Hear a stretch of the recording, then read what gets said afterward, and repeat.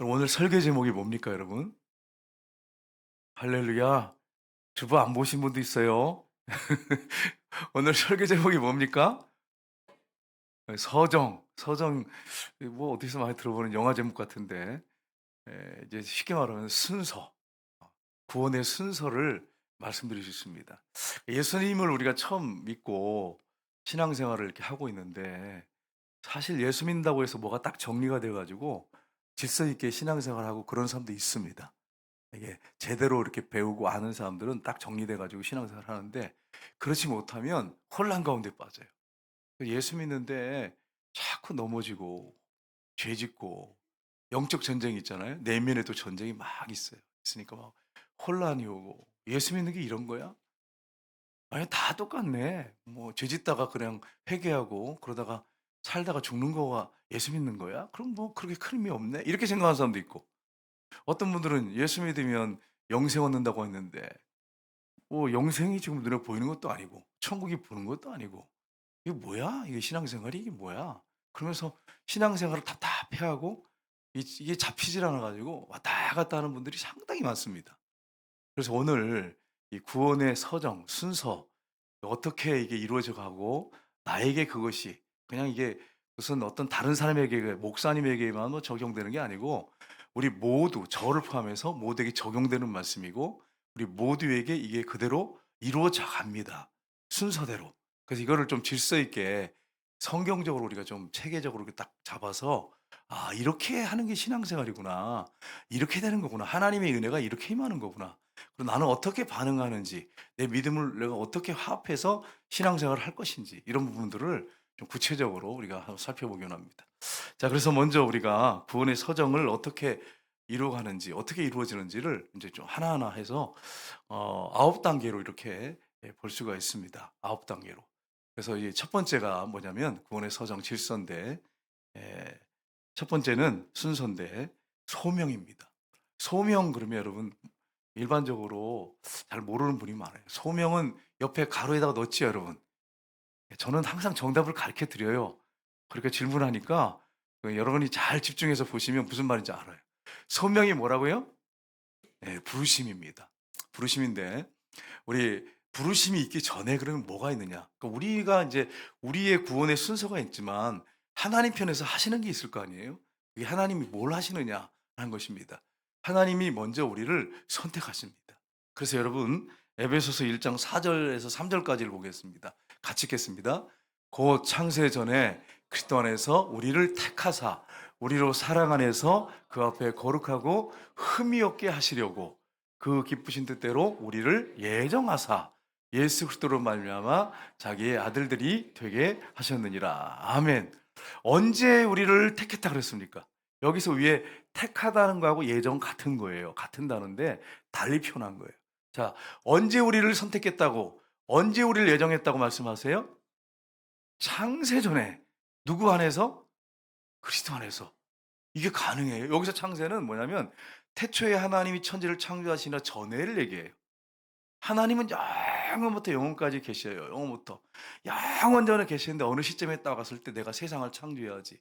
인간을 창조해야지. 그리고 창조를 하셨어요. 그래서 태초에 하나님이 천지를 창조하시니라 창세기 1장에 나오죠. 1절에. 근데 그 전에 얘기를 해요. 그 전에. 그 전에 창세 전에 세상을 만들기 전에 그리스도 안에서 우리를 택하사, 다른 말로 하면 뭐라 그랬죠? 택하는 거하고 밑에 예정하고는 같은 말이라 그랬어요. 예정하셨어요. 이게 어떻게 가능합니까? 우리는 가능 안 합니다. 우리는 가능 안 해요. 우리는 택하거나 예정할 수가 없어요. 왜냐하면 우리는 불완전한 존재고 우리는 불변하는 이제 변하는 존재이기 때문에 할 수가 없어요. 근데 하나님이 신이시기 때문에 가능합니다. 하나님은 영원부터 영원까지, 우리는 과거, 현재, 미래, 시제가 있잖아요. 근데 하나님은 그게 없으세요. 영원부터 영원까지 그냥 다 보셔요, 그냥. 다 아세요. 처음부터 끝까지 다 아세요. 예수 그리스도는 어제나 오리나 영원토록 동일하세요. 그러니까 신이니까 하나님께 이게 가능한 거예요. 창세 전에, 세상을 창조하기 전에 그리스도 안에서 우리를 선택할 수 있는 거예요. 근데 이거를 우리 이성으로 이해하려면 될까요, 안 될까요? 대답을 못 하세요. 이해가 안 되세요? 이해가 되지요? 예. 여러분 남편이 이해가 됩니까? 여성들 반응을 안 하네. 우리 남편 난 도저히 같이 살지만 이해가 안 돼요. 어떤 남편은 "우리 아내 내가 지금까지 40년 살았는데 도저히 우리 아내 내가 이해가 안 됩니다." 같이 사는 옆에 사는 사람도 이해가 안 되는데 우리가 어떻게 이 머리 가지고 하나님을 다 하냔 말이에요. 말도 안 되는 소리예요. 말도 안 되는 소리. 예. 여러분 남편을 이렇게 보면 다 아세요? 전부 고개를 살살살 흔들잖아. 그래요. 우리는 몰라요. 우리는 몰라. 그런데 여러분 하나님은 신이기 때문에 가능한 거예요. 하나님 그러니까 신이시죠. 우리가 만약에 그렇게 다 한다면 우리가 하나님이지. 하나님이시니까 가능한 거예요. 그래서 영원부터 영원까지 시간이 하나님은 과거, 현재, 미래가 없으셔요. 우리 창조를 하시니까 태초에 하나님 천지를 창조하시냐고 만들어 놓으니까 이제 과거, 현재, 미래가 필요하시지 하나님에게는 과거, 현재, 미래가 필요 없어요. 우리한테는 필요해요. 왜냐하면 내가 태어났어. 그러면 자라고 성장해서 죽어. 100세 되면 그잖아요. 그러니까 우리는 과거, 현재, 미래가 필요해 우리한테는. 꼭 필요해. 근데 하나님에게는 그럴 필요가 없어요. 하나님이 영부터 영까지 스스로 자존하시는 분이에요. 그래서 그분의 이름이 뭐예요? 여호와. 언어는 야훼. 스스로 존재하시는 분. 영원부터 영까지 스스로 존재하시는 분. 그러니까 하나님에게는 과거, 현재, 미래의 시제가 필요가 없어. 그냥 하나님은 현재예요. 그냥 항상. 영원히. 왜냐하면 끝이 없으니까 하나님은. 그래서 신입니다. 근데 신이 그렇게 돼야 그게 진짜 신이지. 신에게 과거, 현재, 미래가 있다면은 '아이고 이건 미래에 내가 어떻게 하나. 나 없어지는 존재 아니야?' 뭐 이렇게 하면 이게 무슨 어떻게 신이야. 그런 신은 신이 아니죠. 인간이죠. 교주죠.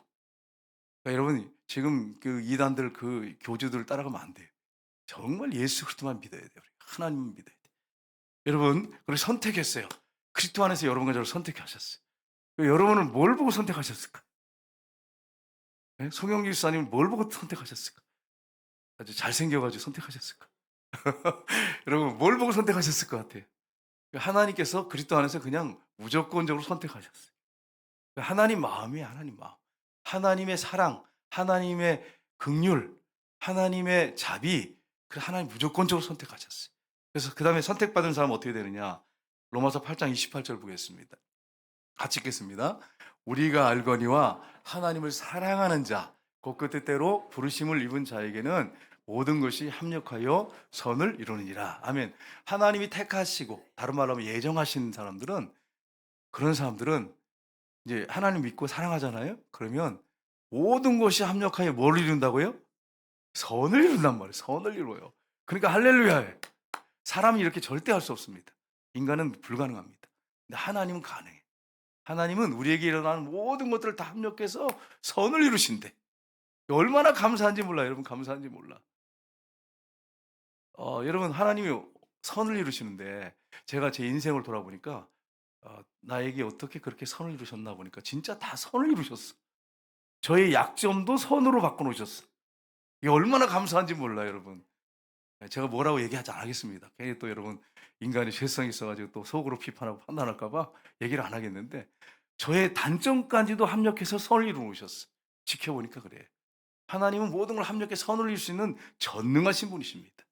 그러니까 여러분 약점이나 여러분 문제 때문에 그것 때문에 좌절하고 절망하지 마시고 우리 하나님이 얼마나 멋있게 작품으로 합력해 선을 이루실 줄을 기대하시고 여러분이 상처, 아픔, 몸이 약한 거 그런 것들을 다른 사람들 치료하는 약재료로 바꿔 놓으세요, 나중에. 거기서 승리하고 나가면 승리 안 해도 결국 이끌어 가시지만 그거 내가 실패를 많이 해도 결국은 그거 가지고 약재료로 만들어 놓으세요. 다른 사람 치료할 수 있는 약재료. 그래서 하나님은 그래서 하나님이신 거예요. 그러면 여러분 이제 갈등이 되죠. 하나님이 선택하시고 어떤 사람을 선택하지 않았으면 이게 어떻게 되는 거냐. 도표를 한번 보겠습니다. 이 도표란을 보시면 구원받는 자와 구원받지 못한 자가 있습니다. 구원받지 못한 자는 뭐냐면 일반적인 부르심, 외적 부르심, 육적 부르심 이런 사람들은 구원 못 받습니다. 쉽게 말하면 교회에 들어왔다고 다 구원받는 건 아니에요. 그걸 여러분 아셔야 돼요. 예수님의 제자 가룟 유다가 예수님을 3년 동안 쫓아다녔어요. 가룟 유다 구원 받았습니까? 못 받았어요. 왜 그렇습니까? 일반적인 부르심, 외적 부르심, 육적 부르심. 그래서 이 가룟 유다는 끝까지 예수님을 주인이라고 믿지 않았어요. 그냥 선생님, 선생님 그러다가 예수님 돈 욕심 나가지고 땅 사고 싶고 집 사고 싶어서 돈 가지고 예수님 팔아버렸어요. 3 년을 예수님 따라다녔어요. 먹고 같이 자고 예수님 말씀 듣고 기적도 눈으로 다 봤어. 직접. 가룟 유다가 없을 때만 기적을 행하신 게 아니야. 예, 가룟 유다 보는 앞에서 물 위로 걸어오시고. 그런데 왜 일반적인 부르심, 외적 부르심, 육적 부르심은 결국 구원받지 못합니다. 여러분, 예수님께서 제자들이 많이 12명만 있는 게 아니에요. 수많은 제자들, 70명의 제자도 있고 많은 제자가 있었거든요. 예수님이 이제 설교하셨어요. 오병이어 기적을 행한 다음에 인자의 살을 먹고 인자의 피를 마시는 자는 영생을 얻는다. 이렇게 막 계속 피를 마셔라. 내 육신을 먹어라. 막 이러니까 이게 뭐야 이게. 그래서 제자들이 막 뭐야 이게. 쉽게 말하면 영적으로 해석을 해야지 그거를. 진짜 예수님 살을 먹고 피를 마시라는 게 아니고 영적으로 믿어라 이런 뜻이거든요. 근데 영적으로 해석을 못 하니까 이게 뭐야. 그래서 많은 사람이 떠나니라 이렇게 됐어요. 제자들이 떠나니라. 제자들이 떠나요. 그러니까 예수님이 12 제자한테 너희도 가려느냐? 그러니까 베드로가 뭐라 그랬어요, 여러분? 아이, 몇 사람밖에 대답을 안 하면 이게 성경을 읽어야 됩니다, 우리가. 우리는 성경 열심히 읽기를 주님으로 축복합니다. 뭐 베드로가 뭐라 그랬어요? 신앙 고백했죠. 영생의 말씀이 여기 계시면 우리가 누게로가 오니까. 그러면서 베드로가 안 떠났어요. 여러분, 베드로만 보면 우리가 가슴이 따뜻해져요. 실패를 하도 많이 하니까 내 모습 같아서. 그러나 베드로가 신앙 고백은 확실했어요. 영생의 말씀이 여기 계시면 우리가 누게로 가겠습니까? 다른 제자들은 다 떠났어요. 뭐 너무 어렵다. 이게 무슨 말이야? 무슨 고기를 예수님의 살을 먹고 무슨 피를 마셔. 다 떠났는데 제자들은 안 떠나요. 영적으로 해석한다는 게 뭔지 아는 거예요. 그러니까 여러분, 이게 바로 구원받지 못한 자. 예수님을 따라다녀도 구원받은 사람이 있고 구원받지 못한 사람이 있고 교회에 들어와도 구원받은 사람이 있고 구원받지 못할 사람이 있어요. 구원받은 사람은 뭐냐? 효력 있는 부르심, 내적 부르심, 내면, 영적 부르심. 이 성령에서 거듭남은요. 그래서 여기 그게 옆에 보시면 오직 하나님의 은혜로 하나님 선택하시고 은혜를 주시는데 성령의 초자연적인 역사로 중생하는 거예요. 내면이 거듭나는 거예요. 영이 거듭나는 거예요. 이런 사람은 구원받습니다. 교회 안에 있는 분도 구원받습니다. 근데 옆에 있는 사람은 옆에 구원받지 못한 자는 교회 아무리 나와도 교회 구원받지 못합니다. 내가 성령에 의해서 하나님의 은혜로 거듭났는가? 초자연적인 역사로. 이거는 인간이 개입하는 문제가 아니고 이건 하나님의 초자연적인 역사예요. 이거는 우리가 수동적이야. 하나님은 능동적으로 일하시고 우리는 수동적으로 그냥 하나님의 은혜로 성령의 역사로 거듭나서 구원받습니다. 이게 구원받는 자의 특징입니다. 하나님은 아세요. 그러니까 뭐 이렇게 하시면 안 돼. 한 번 구원은 영원한 구원이야. 이런 질문할 필요도 없어. 왜냐하면 하나님은 알고 계세요. 그거 가지고 질문하면 싸움밖에 안 일어나. 논쟁밖에 안 해. 그런 질문조차 하지도 마세요. 하지 말고 구원받는 자는 어떻게 되느냐? 하나님의 은혜로 성령의 역사로 초자연적인 역사 중생한 사람은 구원받습니다. 이 성경이 분명히 되어 있잖아요. 그래서 여러분 이런 구원받은 자들은 이런 믿음으로 살아가게 되는데 이 믿음은 그냥 말로 하는 그냥 지식적인 믿음이 아니라 행함과 믿음이 함께 갑니다. 야고보서에 나오잖아요. 어떻게 믿음하고 행함이 따로따로 갈 수 있냔 말이에요. 자전거 어떻게 한 바퀴 가지고 갈 수 있냔 말이에요. 앞바퀴 뒷바퀴가 있어야 같이 가죠. 믿음이라고 하는 거 행위는 같이 가지 같이 움직이지 따로따로 움직이지 않습니다. 두 번째는 뭐냐면 중생입니다. 두 번째는 중생, 거듭남. 제가 봐세요. 얼마나 저는 보세요. 이 답을 써놨잖아. 중생이 뭐예요? 거듭남. 이 내면이 거듭나는 거예요. 왜 답을 다 해놓으니까 여러분이 정신 차리고 잘 들으셔야 돼. 이 거듭남에 성령이 거듭나게 하세요. 요한복음 3장에 보면 띄우지 마세요. 예수님께 니고데모가 이게 옵니다. 산헤드린 공회원인데 와가지고 예수님, 당신은 하나님께로부터 온 사람입니다. 그러면서 인정을 하잖아요. 근데 예수님 갑자기 뭐라고 하시냐면 사람이 거듭나지 않으면 하나님 나라를 볼 수 없느니라 이러는 거예요. 그러니까 아니 어떻게 사람이 한 번 태어나지 두 번 태어납니까? 이게 엄마 뱃속에서 내가 태어났어. 근데 엄마 뱃속에 다시 들어갔다가 또 태어납니까? 이렇게 질문했어요. 쉽게 말하면. 그러니까 예수님이 뭐라고 말씀하시냐면 사람이 물과 성령으로 이 물은 말씀입니다. 물과 성령으로 거듭나지 아니하면 하나님 나라에 들어갈 수 없느니라. 이렇게 말씀하세요. 그래서 육으로 난 것은 육이요. 그러니까 어머니가 육신으로 낳지만 한 번 태어난 사람은 두 번 태어나야 되는데 이 안에 영이 다시 태어나야 된다. 이게 거듭남이고 중생이다. 이거 어떻게 이런 일이 있었습니까? 그렇게 질문하니까 바람이 임의로 불매 어디서 오며 어디로 간지 알지 못하는 것처럼. 근데 분명히 바람이 불면 보이잖아요. 분명히 이게 확실히 움직이잖아요. 이게 보이잖아요. 그러나 바람이 눈에 보인다고 해서 성령이 바람은 아니에요. 그러나 이 눈에 보이지만 눈에 안 보이지만 뭐 어떤 영향을 주잖아요. 빨래가 흔들린다든지 뭐 머리가 흔들린다든지 보이잖아요. 그것처럼 내가 어디서 오는지 바람이 어디로 가는지 몰라요. 여러분 바람이 어디서 오며 어디로 가는지 아십니까? 그럼 바람감까지 사라지지 않겠죠. 그죠? 어디로 오며 어디로 가는지 몰라. 갑자기 뭐 이렇게 싹 사라져 버려. 그러니까 여러분 바람이 어디서 오며 어디로 가는지 모른단 말이에요. 그것처럼 성령은 갑자기 임하셔 가지고 역사하신단 말이에요. 예배 자리에 여러분 빠지지 마시고 나오셔야 돼. 율법적으로 되라는 얘기 아니에요. 오해하시면 안 돼요. 그냥 반복적으로 드리라는 게 아니라 사모하는 마음을 가지고 예배 자리에 참석을 해야 은혜 받는 거예요, 여러분. 그리고 예배하는 자리를 사모하셔야 돼. TV 봤다 은혜 받은 분들 손 들어 보세요. 아, 오늘은 추운데 그냥 TV나 보자. 그래 가지고 누워 가지고 드라마 보다가 막 눈물 흘리면서 "주여." 그러면서 막 은혜가 넘치나이다." 막 이러면서 그런 분이 손 들어 봐. 이게 쓸데없는데 눈물을 흘리잖아. 그죠? 은혜 받은 눈물 흘리는 게 아니라 그냥 그 감정에 의해서 흔들려 가지고 울잖아. 이게 여러분 예배 자리에 나와서 함께 예배드릴 때 성령이 바람같이 임하신단 말이에요. 어디서 어떻게 어느 때 임할지 몰라. 그래서 우리가 예배를 사모하고 예배 시간을 정말 하나님 앞에 드리고 그렇게 하다 보면 성령이 역사하시면 은혜 받고 예배 시간에 거듭나기도 하고 또 개인적인 상담하다가 성령이 말씀 가운데 거듭나게 하시기도 하고 성령이 하시는 일이에요, 여러분. 여러분이 이 사실을 기억하시기를 주님으로 축복합니다. 그래서 3 절 5 절에 명확하게 말씀하죠. 요한복음에 보세요. 예, 같이 읽겠습니다. 예수께서 대답하여 이르시되 진실로 진실로 내게 이르노니 사람이 거듭나지 아니하면 하나님 나라를 볼 수 없느니라. 예수께서 대답하시되 진실로 진실로 내게 이르노니 사람이 물과 성령으로 나지 아니하면 하나님 나라에 들어갈 수 없느니라. 아멘. 여기서 강조점이 뭡니까 예수님이? 거듭나야 한다는 거예요. 중생해야 천국 간다는 거예요. 그러니까 여러분이 한번 질문해 보세요. 나는 성령으로 거듭난 사람인가? 다시 한번 어머니 뱃속에서 태어났지만 태어난 내가 영이 내 안에 있는 영이 있잖아요. 영이 다시 태어났는가? 성령에 의해서 거듭났는가? 이걸 여러분이 질문해 보셔야 돼. 거듭난 사람은 구원받습니다. 확실한 믿음 가운데 사시기를 주님으로 축복합니다. 거듭나야 가는 나라? 어느 나라? 하나님 나라. 얼굴 예뻐도 못 가요. 하나님 나라. 돈 많아도 못 가요. 힘이 세도 못 가요. 지식이 있어도 못 가요. 거듭나야 가는 나라, 하나님 나라. 옛날에 어떻게 이렇게 복음성 같은 거 이런 걸 아이들을 할 때 참 쉽게 이렇게 잘 만드는지 모르겠어요. 거듭나야 가는 나라, 하나님 나라. 거듭나야 가요. 거듭나지 않은 사람 못 들어가요. 성령으로 거듭나야 가는 나라, 하나님 나라인데 우리가 거듭나야 가니까 여러분이 성령으로 거듭났으면 두려워할 이유가 없어요. 거듭났다면 가는 거죠. 세 번째는 뭐냐? 세 번째는 회심입니다. 회심인데 여긴 답을 안 썼어요, 목사님. 회심은 뭐고 회개는 뭡니까? 이게 설명을 하려고 그래요. 회개는 뭐고 회심은 뭐냐면 회개는 반복적입니다. 회개는 그러니까 내가 이제 예를 들어서 어떤 김 집사님을 미워했어요. 그래서 하나님 나 잘못했어요. 김 집사님 용서할게요. 그렇게 하면서 이제 끝났어. 근데 며칠 있다가 그분이 집사님이 또 나를 극내.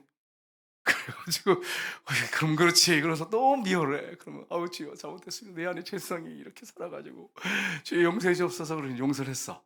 주님 이름으로 축복합니다. 근데 한 달이 지났는데 그때 원래 때 또 나를 극내. 그래 가지고 저 이 막 이 뭐 이렇게 하면서 욕을 하다가 집에 가지고 또 "아우 하나님 잘못했어요." 막 이렇게 하면서 그렇게 하면서 회개하다가 나중에 진짜 성령이 역사하시면 불쌍히 보이고 사랑하게 돼. 부부도 마찬가지. 우리 유 장로님, 그 권사님이 불쌍히 보고 사랑스럽죠? 대답을 잘하셔야 돼. 왜 감히 맞아요. 그게 장로님 권사님이 장로님 위해서 얼마나 섬기셨습니까? 그리고 이제 연세가 되셔서 또 은혜 받으셔서 은혜 받아야 되죠. 은혜 받아야 불쌍히 보고 사랑스러워요. 제가 왜 그러냐면 기도원에 갔어요. 근데 어떤 할머니가 이렇게 나와 계시더라고요. 그래서 왜 나와 계세요? 그랬더니 한숨을 푹푹 쉬어요. 그래서 왜 그러세요? 그랬더니 저 원수 같은 놈이 이러는 거예요. 이 세상에 그 80 넘은 분이 그래. 아내를 지금까지 원수로 여기면 어떡하냔 말이야. 아내가 병들어 있는데 말이야. 이게 내가 뭐 불쌍히 여겨야지 사랑해야지 노력한다고 되는 게 아니고 성령이 정말 역사하시고 은혜를 주셔야 돼요 이게. 그러니까 유 장로님이 마음이 넓어서 그런 게 아니시고 성령이 역사하시고 은혜 주셔 가지고 아내를 사랑하고 불쌍히 여기는 마음을 갖는 거죠. 성령이 그렇게 하세요. 도우셔며. 그래서 여러분, 회심이라고 하는 거는 뭐냐면, 회개는 반복적이에요. 그래서 우리가 죄를 지면 계속 회개하고 돌이켜야 돼요. 회심 뭐냐면 단회적입니다. 처음 예수 믿을 때, 내가 예수님을 안 믿었네. 하나님을 안 믿었네. 하나님 잘못했습니다. 이제 내가 믿겠습니다. 그리고 이제 딱 돌아서 가지고 하나님을 향해서 가는데, 그러다가 자꾸 죄 짓잖아요. 그러면 또 회개하고 돌아오고 또 회개하고 돌아오고. 이게 회개고, 회심은 딱 하면 단회적이에요. 딱 돌아서서 하나님을 향해서 가는 거예요. 가다가 넘어지기도 하고 실패하기도 하지만 또 회개하고 다시 돌아오고, 회개하고 돌아오고. 이건 회개고 반복적이고, 회심은 과거에는 세상으로 향하여다 딱 돌이켜서 하나님을 향해서 단회적이에요. 한 번에 끝나는 거죠. 이거는 회심이라 그래요. 그러니까 중생하면 회심이 이제 일어나는 거죠. 그다음에 회심이 일어나는 거. 하나님을 향해서 가는 거죠. 거듭났으니까 하나님을 향해서 가는 거예요.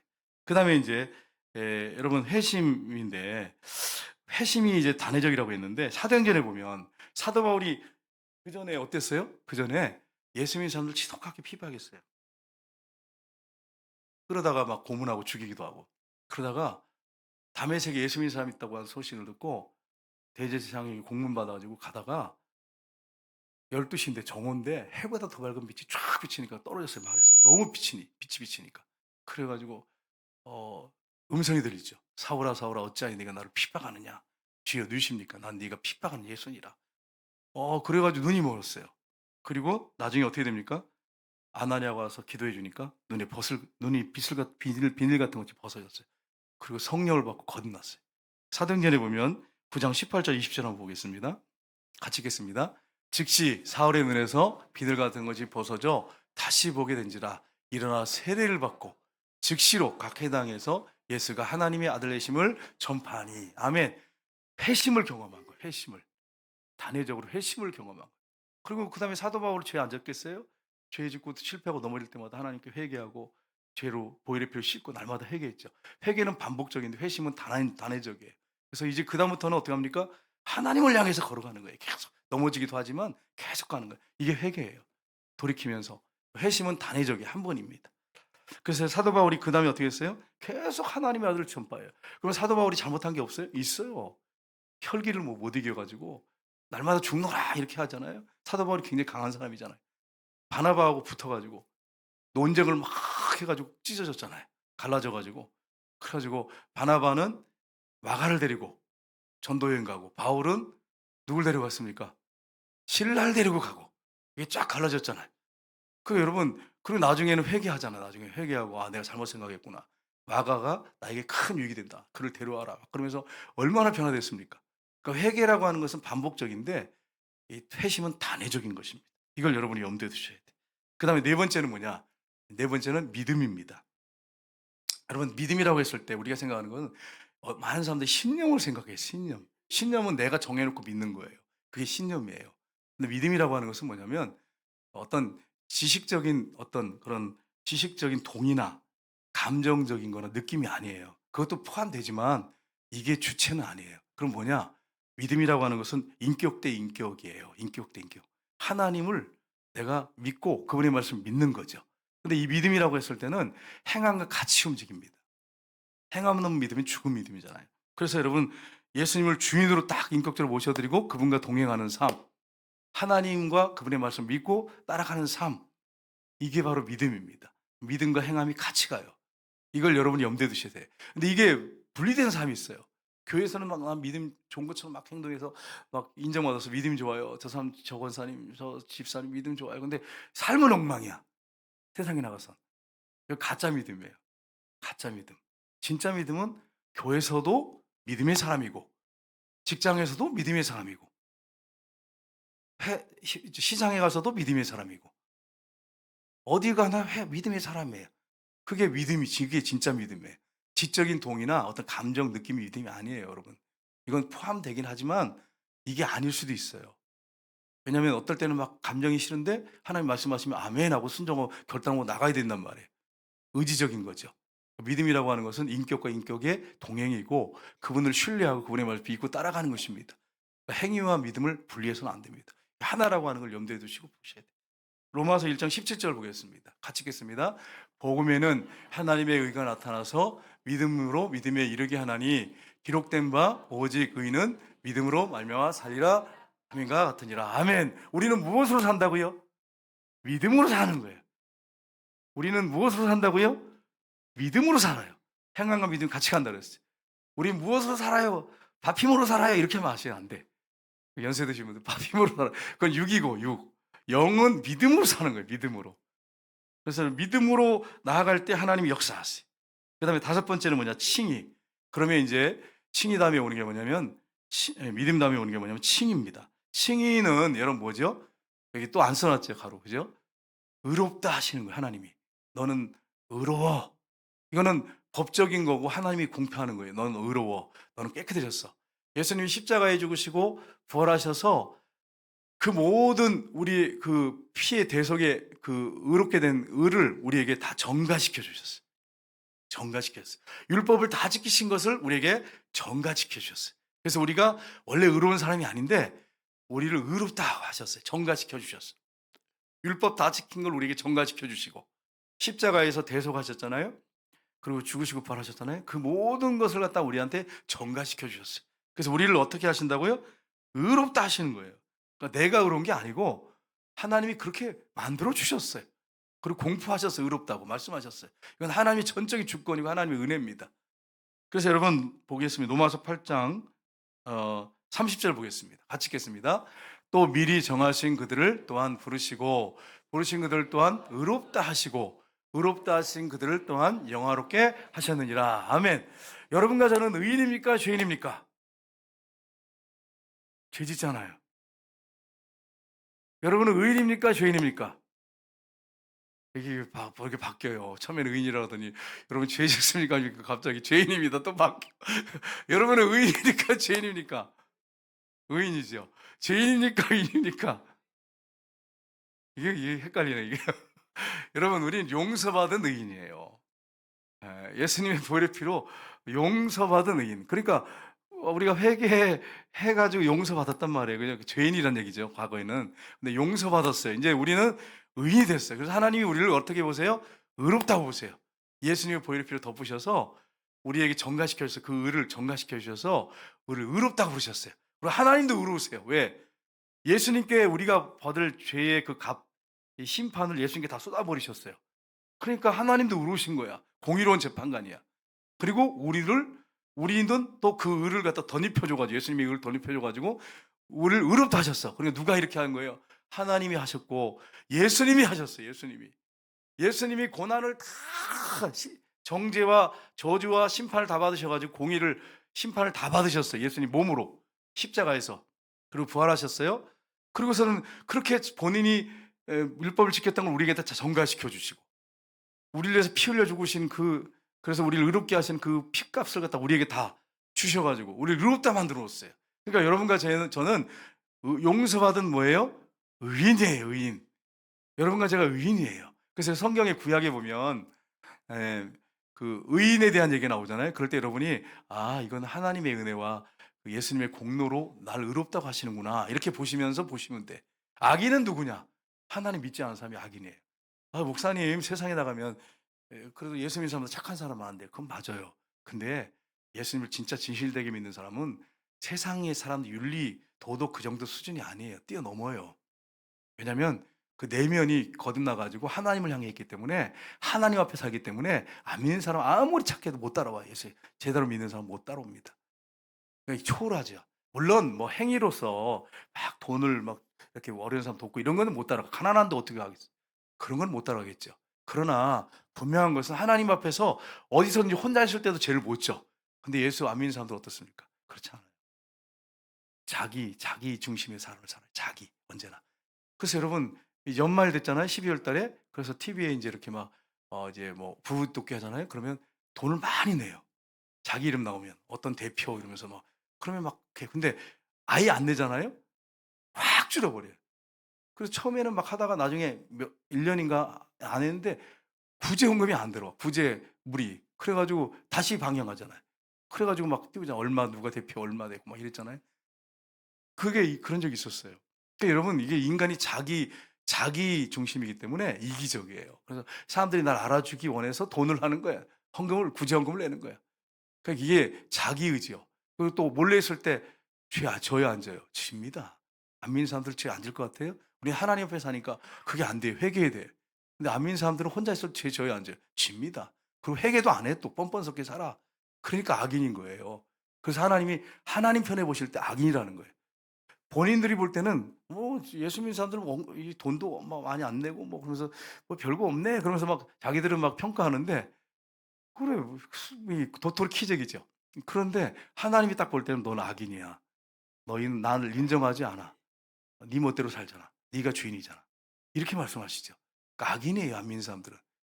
왜 또 악인인 줄 아세요? 하나님께서 죄 문제 해결하기 위해서 자기 아들을 십자가에 매달아 죽이셨어요. 그래서 용서받게 해놓으셨는데 안 믿겠다는 거야. 배척하고. 적극적일 때는 배척을 합니다. 안 믿겠다고 거부해요. 소극적일 때는 무심해. 관심도 없어. 예수 믿는 거 관심도 없어. 그렇게 죄 짓고 살아. 죄 문제 해결도 못 해. 그러다 죽어. 그럼 어디 가겠어요? 당연히 지옥 가죠. 볼 것도 없는 거예요. 그래서 여러분 성경에 악인 그랬을 때는 물론 죄 짓는 사람도 악인이지만 예수 안 믿고 하나님 안 믿는 사람 인정 안 하는 사람은 악인이에요. 예를 들어서 보세요. 아버지 어머니가 여러분 자녀를 낳았는데 자녀가 당신은 아버지 아니야. 당신은 엄마 아니야. 이러면 이런 불효막심한 자식이 어디 있어요. 악인 중에 악인이죠. 아무리 착하게 살아도 자기 노력해도. 그러니까 여러분 하나님 안 믿는 사람은 악인이에요.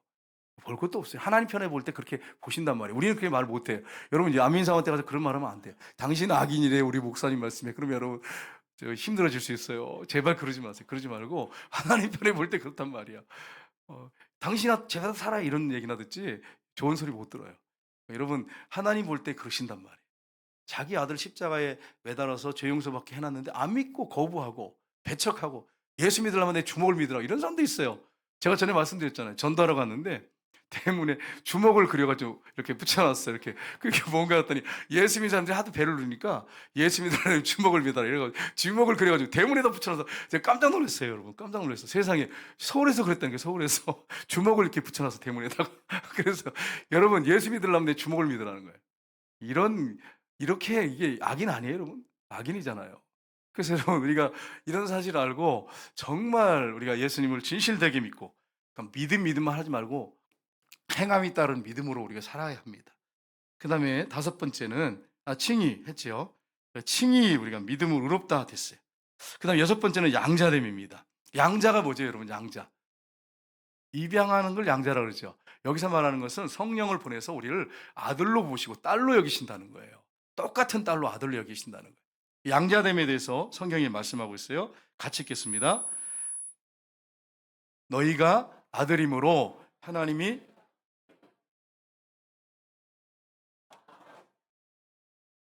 아멘. 여러분과 제가 하나님을 어떻게 부른다고요? 아빠 아버지라고 부르게 됐어요. 여러분 하나님의 아들이고 딸이에요. 얼마나 감사합니까? 거듭난 사람들은 아빠 아버지라고 부르게 됐어요. 안 믿는 사람들한테 하나님을 아빠라고 불러보세요. 이해를 못해요. 할아버지도 하나님을 아빠라 그래. 아들도 하나님을 아빠라 그래. 손자도 하나님을 아빠라 그래. 이런 촌수가 세상에 어디 있어? 이 말도 안 되는 촌수잖아, 그죠? 왜 그렇습니까? 하나님은 영부터 영까지 창조자예요. 인간을 만드신 분이에요. 그러니까 모든 만민이 뭐 고조 할아버지도 아버지, 아빠, 증조 할아버지도 아빠, 할아버지도 아빠, 아버지도 아빠, 손자도 아빠. 하나님을 그렇게 아빠라고 부르는 거예요. 하나님은 그래서 신이에요. 하나님 전능자십니다. 도표 하나 보겠습니다. 근데 지금 설교를 했는데 어디까지 왔습니까, 목사님? 지금 여섯 번째 왔는데 어디까지 왔는지 모르겠어요. 그림 한번 보겠습니다. 어디까지 왔는지. 자, 그림 한번 보세요. 자, 이제 과거인데 소명, 중생, 회심, 믿음, 칭이 어디까지 왔어요? 양자됨까지 왔어요. 이거는 예수 그리스도를 믿고 주인으로 모셔드리면 하나님께서 소명 부르셨고 중생했고 회심했고 믿고 의롭다 하심을 받고 양자 됐어요. 그러니까 하나님의 아들 딸이 됐어요. 여기까지가 이제 예수 믿은 이후의 과거의 모습이에요. 과거적 구원이에요. 이미 구원 받았어요. 영이 거듭나서 구원 받았어요. 근데 구원 받은 사람인데 내가 왜 이렇게 죄를 짓고 흔들리지? 이제 이게 현재인데 이거는 영이 거듭나잖아요. 그러면 이제 이게 여섯 단계가 이루어지고 혼은 뭐냐? 우리 안에 혼이 있어요. 안 믿는 사람도 혼이 있어요. 근데 영이 죽어 있어요. 안 믿는 사람들이 영이 죽어 있어요. 하나님 인식하지 못해. 아예 믿지 못하니까 인식하지도 못해. 알지도 못해. 근데 예수 믿고 거듭난 사람은 이제 영이 거듭나잖아요. 그러면 그 다음에 어떠냐? 우리 안에 혼이 있고 육이 있단 말이에요. 이게 있는데 자꾸 죄성이 있으니까 죄질라 그래. 성령이 거듭난 사람 영 안에서 그렇게 하면 안 돼. 그러니까 예수 믿는 사람이 뭐가 벌어지냐면 전쟁이 벌어져요. 이게 현재적 구원인데 구원을 이루고 가고 있어요. 전쟁을 하고 있는 거예요. 그렇게 전쟁을 하면서 영적 전쟁을 하면서 점점 누굴 닮아가냐면 예수님을 닮아가요. 예수님을 닮아가요. 그러니까 최문선 목사를 닮아가는 게 아니라 누굴 닮아가요? 예수님을 닮아가는 거예요. 예수님을 닮아가는 거예요. 점점 그래서 현재적 구원은 이루어지고 있어요. 혼이 지금 구원을 이루고 있습니다. 이게 이제 성화와 견인이에요. 뒤에 이제 살펴볼 건데 구체적으로. 그다음에 이제 마지막에 내가 죽으면 목사님 내가 예수 믿었는데 내가 지금 나이가 지금 70인데 나 왜 죄를 짓습니까? 이제 내가 죽잖아요. 죽으면 예수님이 이제 재림하시면 영혼과 육체가 이제 하나 되죠. 그렇게 하되면 이 몸이 죄를 안 져요. 그때 가면. 미래 완성된 거는 구원 앞으로 받을 것인데 죄가 없어. 그때는 죄를 안 져. 천국 가면 죄를 안 져요. 그게 마지막 몸의 구원이에요. 그러니까 여러분 이미 우리가 예수님을 구주로 영접하고 성령을 거듭나면 구원받았지만 내 안에 계속해서 전쟁이 벌어져요. 그러니까 예수 믿는 사람들 전쟁 벌어지는 건 당연한 거예요.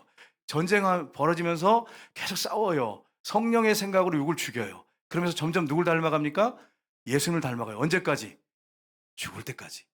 그 칼빈이 뭐라고 했냐면 칼빈이 지속적인 성장이다 이렇게 표현했어요. 칼빈이 지속적인 성장. 그러니까 계속 지속적으로 점진적으로 계속해서 과정이죠. 계속 성장해요. 루터는 뭐라고 표현했냐면 루터는 완전한 성화는 불가하다. 루터. 칼빈과 루터는 계속 예수님을 당해서 이렇게 예수님 닮아가는 거다. 계속 과정 가운데 있다. 점진적이다. 근데 간류교는 어떻게 하냐? 웨슬레는 뭐라고 하냐면 웨슬레와 케이커 교도는 완전한 성결을 강조합니다. 그러니까 예수님을 구주로 영접하면 죄 안 진다는 거 하나도 안 진다는 거예요. 완전해진다는 거예요. 이거는 웨슬레와 케이커 교도들의 주장입니다. 근데 칼빈과 루터는 그렇게 주장하지 않고 예수님을 구주로 영접하고 거듭난 다음에 지속적으로 계속 성장해 나간다. 루터는 완전한 성화는 불가능하다. 죽을 때까지. 그러니까 우리가 눈 감을 때까지 섰다 앉아 넘어질까 조심해야 되는 거예요. 내가 정말 이제 죽을 때가 80 넘어서 85세 됐는데도 혈기가 확 올라오기도 하고 죄성이 있기 때문에 이러기 온단 말이에요. 근데 이제 죄 짓기가 어려워요. 계속 영적 싸움을 해본 사람들은 나중에 죄 짓기가 어려워. 근데 예수 믿고 거듭난 초신자들은 죄 짓는 게 밥 먹듯이 해. 너무너무 쉬워. 그러니까 초신자들은 어떻게 생각하냐면 이렇게 생각하는 거예요. 아, 죄만 짓다가 이렇게 회개하다가 가는 거구나. 이렇게 생각해. 그렇지 않아요. 점점 단계가 올라가고 성숙해지면 죄 짓는 게 점점 어려워지기 시작하는 거야. 옛날에 안 그랬는데. 그러면서 기뻐. 죄 짓는 게 어렵구나. 근데 신앙이 약한 사람들은 죄 짓는 게 너무너무 쉬워요. 밥 먹듯이 넘어져. 그래서 여러분이 성숙이 안 돼서 그래요. 그래서 예수님을 닮아가면서 계속 영적 전쟁이 치르는데 계속 이 지속적인 성장 과정이죠. 점진적으로 예수님을 닮아가는 거예요. 머리인 예수님을 닮아가는 거예요. 그리고 루터가 분명히 얘기했어요. 루터가 완전한 성화는 불가능하다 이 세상에서. 근데 이제 감리교에서는 그렇게 하지 않고 예수님을 구주로 영접하면 그냥 완전히 그냥 죄 안 짓는데 하나도 안 짓는다. 그렇지는 않습니다. 우리가 죄성이 그럼 없어져 버리면 그게 가능해요. 죄성이 빠져버리면. 근데 내가 이 몸을 갖고 있기 때문에 죽을 때까지 죄성이 남아 있어. 그러니까 방심하면 안 되는 거야. 늘 깨어서 기도하고 말씀 가운데 살지 않으면 언제 이 죄성이 나를 치고 나를 넘어뜨릴지 몰라. 그런데 여러분 어떻게 예수님처럼 되고 천사처럼 죄를 안 질 수 있냔 말이에요. 왜냐하면 죄성이 남아 있는데. 물론 성숙해가 죄 짓는 게 어려워 가지고 점점 성숙해서 어려워서 나 죄 짓는 게 어려워. 이분은 정말 성숙한 사람이에요. 그러니까 어떻게 보면 웨슬레가 자기 수준에서 아마 얘기한 것 같아요. 자기 수준에서. 너무도 경건하게 사셨거든요. 말을 타고 다니면 이 유럽을 영국을 다 복음만 증거하신 분이니까 죄 짓는 게 어려우시죠. 그러니까 이렇게 해 놓으신 거예요. 그러나 이 칼빈이나 루터 같은 경우에는 그렇게 하지 않고 계속 지속적으로 성장하고 완전한 성화는 불가능하다. 그러니까 여러분 그렇다고 해서 우리는 웨슬레나 감리교를 무시하시면 안 됩니다. 아, 계속 성장하고 성화되면 죄 짓는 게 어려워지는구나. 이 정도는 우리가 분명히 정리할 수 있잖아요. 그러니까 얼마나 감사해요. 그러니까 여러분 우리가 죽을 때까지 방심하시면 안 돼. 눈 감을 때까지. 예를 들어서 이제 장로님들 여기 계시는데 사역을 잘 마쳤어. 이제 주님 앞에 갈 날이 이제 오늘 내일 하는데 내가 지금까지 어떻게 장로회를 했는데 이러시면 안 되는 거예요. 큰일 나는 거예요. 내가 어떻게 했는데 누구 때문에 이렇게 왔어요, 여러분? 장로님이나 목회자들이 하나님의 은혜로 왔어요. 나는 아무것도 아닙니다. 내가 해야 할 일을 했을 뿐입니다.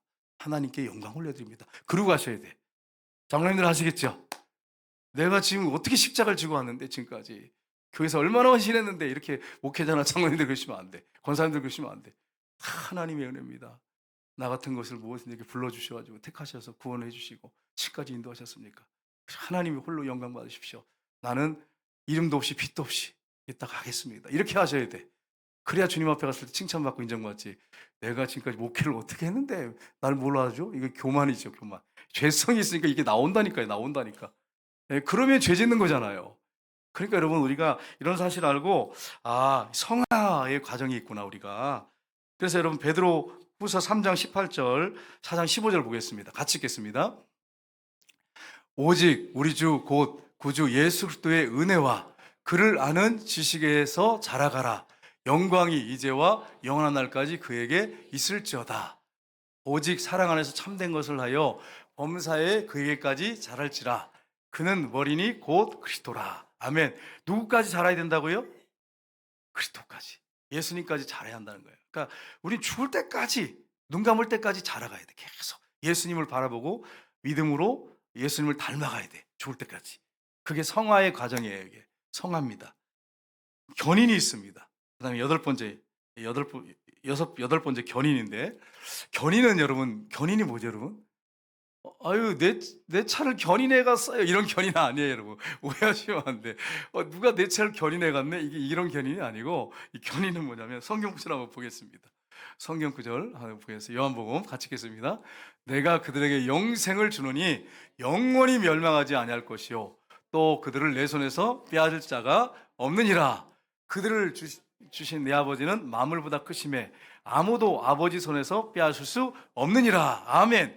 거듭나서 하나님의 자녀가 된 사람들은 하나님이 끝까지 그 사람을 구원받을 때까지 멸망하지 않도록 보존해 주신다는 거예요. 은혜를 부어주신다는 거예요. 계속 은혜를 부어주신다는 거예요. 그래서 천국 갈 때까지 우리를 믿음 생활 끝까지 잘할 수 있도록 하나님께서 그렇게 놀라운 은혜를 베풀어서 천국에 도달할 수 있도록 해주신다는 거예요. 그러니까 천국에 우리가 도달했을 때 내 의가 나올 수가 없는 거예요. 내가 지금까지 이렇게 잘 신앙생활해서 구원받았지, 이게 안 되는 거예요. 이게 전적인 하나님의 은혜입니다. 하나님의 은혜가 임해야 되고 성령이 도우셔야 돼. 내 안에서 성령이 인치셨잖아요. 우리가 보증으로 성령을 받았어. 인치셨어. 성령이 나를 인도하시고 성령이 주신 생각을 따라 좋을 때까지 그렇게 살아야 돼. 그러니까 성령께서 그렇게 도우신 거예요. 우리 말씀 주셔서 말씀 늘 읽고 묵상하잖아요. 말씀 가운데 살아가고 있어요. 그러니까 여러분, 하나님의 은혜요, 성령의 도우심이요, 말씀, 기도를 통해서 일하신 하나님의 역사하심을 통해서 우리가 견인되는 거지. 뭐 아무것도 안 하고 뭐 예수 믿으면 뭐 한 번 구원은 영원 구원, 이런 질문을 할 것도 없어요. 뭐 그렇게 질문할 필요도 없는 거죠. 그렇게 하면 살 필요가 없는 거예요. 그냥 우리는 어떻게 되느냐? 하나님의 은혜로 구원받는구나. 성령이 도우시는구나. 그리고 내가 말씀을 늘 보고 기도하면서 하나님의 은혜 가운데 살다가 가는 거구나. 이게 견인이에요. 그래서 끝까지 하나님의 은혜가 부어집니다. 죽을 때까지. 회개시켜줘요. 어떤 분들은 예수 믿다가 중간에 안 나온 사람도 있거든요. 근데 마지막에 눈 감을 때도 회개시킨 사람이 있어요. 성령이 임해서 하나님의 은혜로. 그래서 회개하고 돌아가시는 분들이 있더라고요. 목회자들 있고 장로님도 있습니다. 마지막에 눈 감기 전에. 하나님이 끝까지 이렇게 믿음을 지켜서 구원받도록 해주시는 게 뭐예요? 견인이에요. 예수님 말씀하셨어요. 하나님, 아버지 손에서 빼앗을 사람이 없다. 내 손에서도 아버지 손에서 빼앗을 사람이 없다. 명확하게 말씀하셨어요. 그 다음에 아홉 번째는 뭐냐면 영합니다. 이거는 이제 미래적인 거죠. 로마서 우리 8장 30절 보겠습니다. 같이 읽겠습니다. 또 미리 정하시고 그들한테 부르신 그들 또한 의롭다 하시고 의롭다 하신 그들을 또한 영화롭게 하셨느니라. 아멘. 이제 우리가 이제 마지막에 이제 죽잖아요. 죽으면 이제 우리가 무덤에 있거나 화장해서 이제 뭐 낙골당에 들어가고 하죠. 예수님이 재림하시면 이제 완전히 하나님께서 하시는 거예요. 하나님 인간 흙으로 만드셨어요. 티끌로 만드셨는데 다시 못 살려냅니까? 가능하죠. 그래서 영혼과 육체가 하나 딱 돼가지고 그 다음에 죄를 안 져. 그 다음에 제가 예전에 어떤지 아세요, 여러분? 저를 청년할 때 죄 안 지려고 얼마나 노력한지 몰라. 그래서 기도를 많이 했어요. 어떤 게 되냐면 하나님 죄질 남은 날 좀 데려가 주세요. 막 데려가 주세요. 그때 데려갔으면 여러분 못 볼 뻔했어요. 진짜 이 기도 많이 했어요. 하나님 나 정말 데려가 주세요. 그리고 기도에 내가 신앙부장을 3년을 했어요, 여러분. 고등부 1학년부터 3학년까지 교회가 큰데도 제가 믿음이 좋은 게 아니에요. 하나님이 목사 만들려고 아주 너는 교만하니까 너는 기도해야 된다. 이래 가지고 신앙부장 만들어서 맨날 토요일마다 기도 인도를 제가 했어. 선생님들은 안 나오고 제가 인도를 했어요. 그런데 맨날 죄 짓고 또 기도 인도하는 거예요. 맨날 맨날 죄 짓고 기도한다고 기도 인도하고. 그래 가지고 막 나를 땀을 때리고 막 "어우 주여 이거 나 죽여 주세요. 이거 죄 안 짓게 해 주세요." 근데 그게 안 돼요. 안 돼. 자꾸 넘어져 죄성이 있으니까. 그래 가지고 날 죽여 달라고 맨날 그랬어요. 하나님 빨리 죽여 주세요. 나 죄 안 짓게 해 주세요." 이랬거든요. 제가 말씀드렸잖아요. 이게 몽둥이로 내 그 종아리를 그냥 내가 막 나를 때렸다고 죄를 질 때마다 시퍼렇게 멍들 정도로. 그리고 좀 내가 독한 게 있어요 여러분. 독한 게 있어요.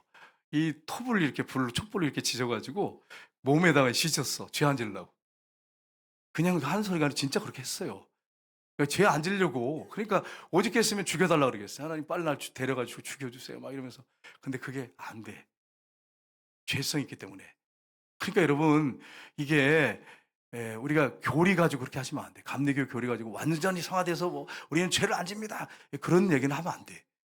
우리가 죄성하고 있기 때문에 죽을 때까지 넘어질지 모르기 때문에 항상 조심해야 합니다. 섰다 앉아 넘어질까 조심해야 합니다. 항상 겸손해야 합니다. 하나님 앞에 갈 때까지 항상 하나님의 은혜 가운데 살아야 합니다. 이렇게 돼야 돼. 그렇게 해야 가야 돼. 이게 성경적이에요. 제가 아무리 봐도 이게 성경적이에요. 칼빈이나 루터 말이 맞아요. 그러나 웨슬레 말도 여러분 인정하셔야 됩니다. 웨슬러가 와 죄짓기가 얼마나 어려웠으면 완전 성화를 얘기했겠어요. 이분이 정말 존경받을 만하고 박수받을 만해요.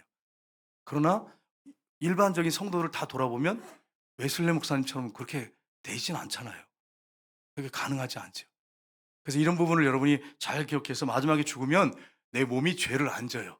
그러니까 여러분 죽어도 감사. 왜 감사해요? 죽은 다음에 죄 안 지니까 얼마나 감사해. 죄에 대해서 자유로워 이제. 죄를 안 져 천국 가면. 이게 영화입니다. 그래서 이제 정리하겠는데 마지막으로 지사님 한번 보여주겠습니다. 자, 우리 한번 읽어보겠습니다. 영어로 읽으라 하지 않겠어요, 여러분? 네, 우리 같이 우리 다 같이 편하게 합시다. 소명부터 시작. 소명. 하나님이 우리를 그리스도 안에서 부르시는 것. 이거 외적, 내적 부르심인데 내적 부르심이 있는 사람이 구원받는다고 말씀드렸어요. 그다음에 중생 같이 읽겠습니다. 성령으로 말미암아 새 생명을 얻어 거듭나는 것. 회심, 죄에서 돌이켜 하나님께로 향하는 것. 회개와 믿음 포함인데 단회적이라고 제가 말씀드렸죠. 단회적으로. 그다음 믿음, 예수 그리스도를 구주로 받아들이는 것. 칭의, 죄를 용서받고 의인으로 선언되는 것. 양자, 하나님의 자녀가 되는 것. 성화, 점차 거룩해져가는 과정. 예수님 닮아가는 과정. 머리인 예수님까지 자라가는 죽을 때까지 과정. 그 다음에 견인, 끝까지 믿음을 지키도록 하나님이 붙들어 주시는 것. 영화, 완성된 구원으로 영광스러운 상태에 이르는 것. 다른 말로 하면 죄 안 짓는 몸을 입고 천국에서 영원히 행복하게 사는 것. 이게 영화예요. 다시 한번 좁혀볼까요? 앞에 그림. 이걸 보면 정리가 이제 설명을 했으니까 정리를 해야죠. 자, 과거는 예수님을 내가 구주로 영접했어요. 그러면 소명, 중생, 회심, 믿음, 칭의, 양자가 동시에 이루어집니다. 그래서 이제 과거적 구원이죠. 그래서 나는 이미 구원받았어요. 사도 바울이 구원받았다고 얘기하잖아요. 나는 이미 구원받았다고. 그래서 이제는 저 천국의 상을 바라보고 달려간다고 했잖아요. 사도 바울이. 나 구원받게 노력하고 있어요. 사도 바울이 그런 적이 한 번도 없어요. 나는 이미 구원받았고 천국의 상과 면류관을 바라보고 내가 달려가노라 이렇게 선포했어요. 그 다음에 이제 현재인데 몸을 갖고 있기 때문에 어떤 일이 벌어집니까? 현대적 구원인데 구원을 이루고 있어요. 그래서 막 전쟁이 벌어지는 거야. 막 싸움이 벌어져. 내적 싸움. 그래서 계속 전쟁터야. 그러면서 점점 말씀 붙잡고 기도하면서 점점 예수님을 닮아갑니다. 이게 현재적 혼의 구원인데 혼이 육하고 이렇게 딱 붙어가지고 혼적인 생각으로 움직인 사람들은 죄를 져요. 혼하고 육이 이렇게 밀착되어 있단 말이에요. 그래서 성령은 영은 성령 안에 영 안에 성인령이 계시니까 자꾸 영의 소리를 들으라고 그래요. 그런데 우리는 자꾸 혼의 소리를 들으려고 그래요. 그러니까 이제 전쟁이 벌어지는 거죠. 성도와 성화와 견이 여기서 이제 현재적 구원인데 구원을 이루어 가고 있어요. 계속 전쟁하면서 예수님을 쉽게 말하면 구원 받았지만 점점 예수님을 닮아가고 있어요. 혼이 그다음에 마지막에 죽었어요. 영화인데 미래 완성될 구원인데 구원 받을 것이다. 이제 완전히 죄짓지 않는 몸으로 영광스러운 몸으로 하나님 앞에 서게 되는 것입니다. 천국에서 그렇게 사는 것입니다. 이게 여러분 구원의 서정입니다. 그래서 이게 성경적인 서정이에요. 이제 칼빈이나 뭐 루터나 세계적인 종교 지도자들, 목회자들이 또 마틴 로이드 존스 목사님 책을 봐도 이렇게 정리가 되어 있습니다.